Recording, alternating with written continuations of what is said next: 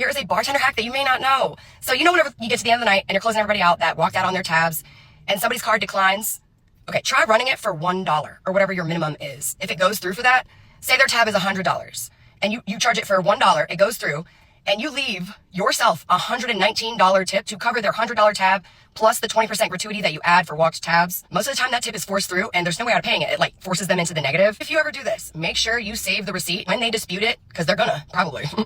Make sure you save the receipt so you can explain to the bank what happened and you're gonna win. When I first saw this, I said this gotta be a sarcasm video or a joke video, because there is no way she thinks that this is legal. Because theft and theft of services is a misdemeanor in a lot of states, but forgery is a felony all around.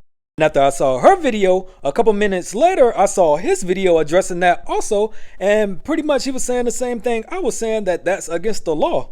So I was like, okay, yeah, she has to be joking because she has to know that, right?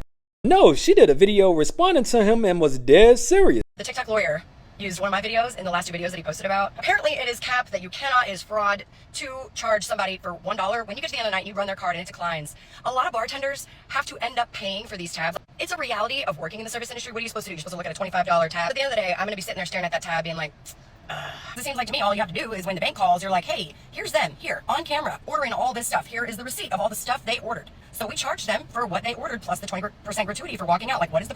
Look, I know that's stuff that you and people in the service industry have to deal with on a nightly basis, and I know it's garbage, I understand. But how you and the people in your comments feel about the situation does not trump law. Also, I've worked in a bank before and I've handled disputes, and I know for a fact that if you leave yourself a $120 tip like she's saying, and that person did not sign off on that, that's still considered fraud. As crappy as it might seem, call the police. I know they're not going to do anything. File a police report, and your bar should have insurance for stuff like this. Because think about it, what's worse in this situation? Them paying a fine and spending a couple of hours in jail for theft, you going to jail, you getting a felony put on your record, you losing your job, and possibly losing your liquor license. So as someone who's worked in business management for the past couple of years, this isn't a hack, this is a quick way to get you in jail. If she's actually done that, hopefully the people watching her video don't know that it's her.